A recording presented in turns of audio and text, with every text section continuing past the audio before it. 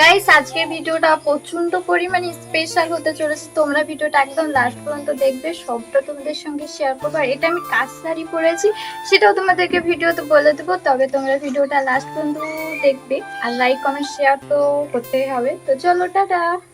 Hello প্রিয়ন, তোমরা সবাই কেমন আছো? আশা করি সবাই ভালো আছো। আবারও একটা ছোট্ট ভিডিও তোমাদের সঙ্গে শেয়ার করছি।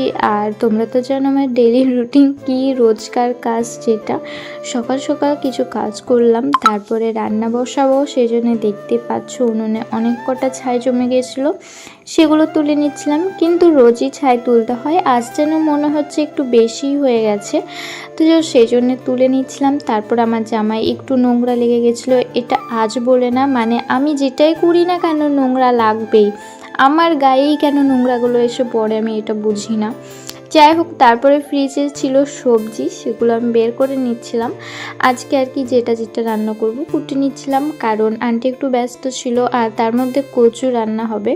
কচু কুটতে আমার একদম বিরক্ত লাগে, তবুও আন্টি ব্যস্ত ছিল তাই আমাকে কুটতে হয়েছিল, নাহলে আন্টি দিত না।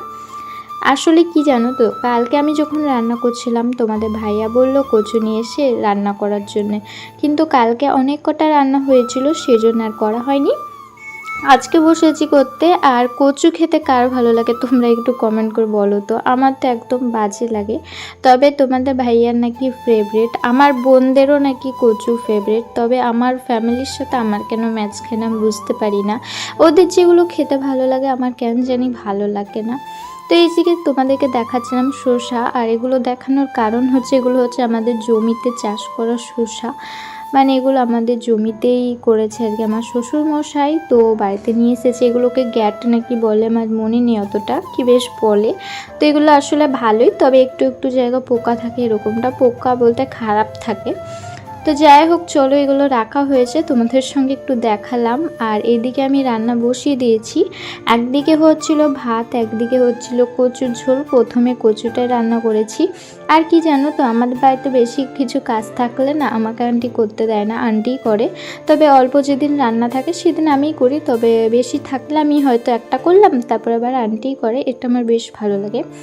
এটাই না শুধু, মানে আমাকে কি বলবো তোমাদেরকে, আমার আন্টি মানে আমাকে বৌমা, বউয়ের চোখের থেকে আমাকে একদম মেয়ের মতো দেখে। এটা আমার সব থেকে বেশি ভালো লাগে। আর এইদিকে দেখো আন্টি আর জামাই যাচ্ছে আমার ননদের বাড়ি, সেই জন্য রেডি হয়ে গেছে।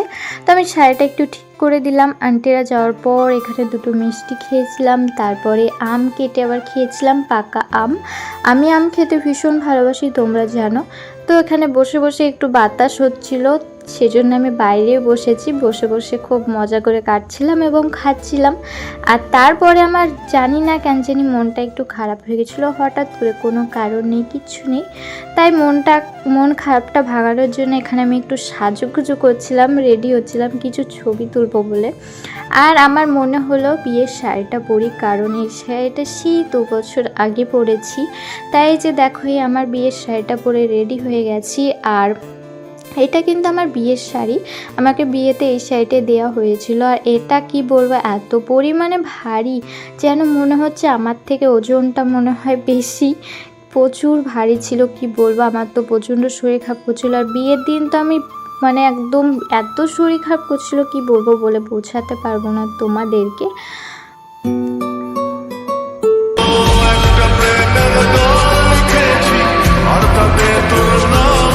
তো এখানে আমি তোমাদের ভাইয়ার সঙ্গে একটু ভিডিও করে নিচ্ছিলাম আর কি। আর এই শাড়িটা পরে আমি তো প্রচণ্ড পরিমাণে ঘেমে গেছিলাম, এত পরিমাণে গরম ছিল। তোমাদের ভাইয়াও প্রচণ্ড ঘেমে গিয়েছিল। তাড়াতাড়ি করে আমি কিছু ফটো ভিডিও করে আমি এখানে ড্রেসটা চেঞ্জ করে ফেলি, কারণ বাড়িতে এখনও অনেক কাজ আছে, বিকেল 5টা বেজে গেছে। তো এত পরিমাণে গরম লেগেছিল, তাই একটু ফ্রিজে কোকাকোলা ছিল, ওটা খেয়ে নিচ্ছিলাম। ওটা ছাড়া তো আমার চলেই না, তোমরা জানো। তো এই যে এটা খেয়ে নিচ্ছিলাম, তারপরে আমি কিছু কাজ আছে সেগুলো করব। তার মধ্যে আন্টিরও বাড়ি চলে আসে। তো এখানে দেখো কাজকর্ম করে এখানে বসে বসে শসা কেটে নিয়ে এসেছিলাম খাওয়ার জন্য। তো চলো আজকে ভিডিওটা এই পর্যন্ত, ভালো লাগলে লাইক কমেন্ট শেয়ার, দেখা হচ্ছে নেক্সট ভিডিওতে। আল্লাহ হাফেজ, বাই।